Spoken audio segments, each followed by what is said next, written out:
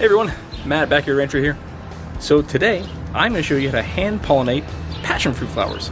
So I've been hand pollinating mine now for about a month, and I've gotten some pretty good yield actually. So I figured, hey, why not show you how to do it? But before I do, go and hit that subscribe button and the little bell so that you get updates every time I post a new video. So I'm going to start posting a lot more content to the channel here, so you don't want to miss out. But let's get into it. So passion fruit. I'll show you what the flower looks like. Take a look. All right, so this is a passion fruit flower. So the different parts you need to know is these little guys here that kind of spin around. These are the male parts that have pollen underneath them. And then these ones right here, these little horn-looking guys, these are actually the female parts. So all the pollen gets collected and put right underneath here.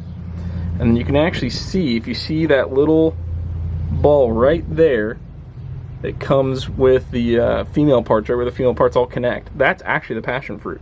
So that's the part that will actually grow.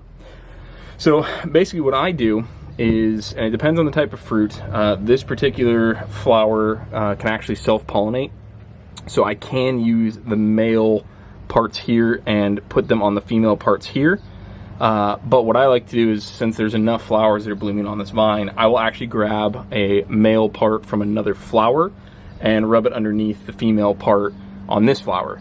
I have tried both ways, where I have taken the male and rubbed on the female from the same flower, and it's worked. So it just depends on the variety. I think the only varieties that are actually self-sterile are the lilikoi, the yellow passion fruits. These are purple passion fruits. So they should not be self-sterile. I have yet to come across one. I've read a couple of mixed things where some say it's self-sterile depending on the vine, but I've used flowers on the exact same vine and it's worked just fine. So let me show you exactly what I do. In fact, I will take, we're gonna grab one from a different flower. So there's a flower up here at a frame. So I take this is the male part right here. So you can see here, so all that pollen that's under there. What I will do is I will go to the female part here and I just kind of rub right underneath like that. You can see all the pollen that's underneath there. And I'll do this for all of them here. And I'll usually turn over the little male part. And there we go. Simple as that. So it's now been pollinated. We will leave it alone and it should grow here in a couple of days. Usually takes about 2-3 days for me to actually see the growth. And then after about a week or so, you'll end up with one about this size. You can see the little female parts there at the end of this actual passion fruit. These guys will grow, they'll get purple, they'll drop off, and they'll get wrinkly. Once they're wrinkly, they're ready to eat. So that's how you pollinate passion fruit.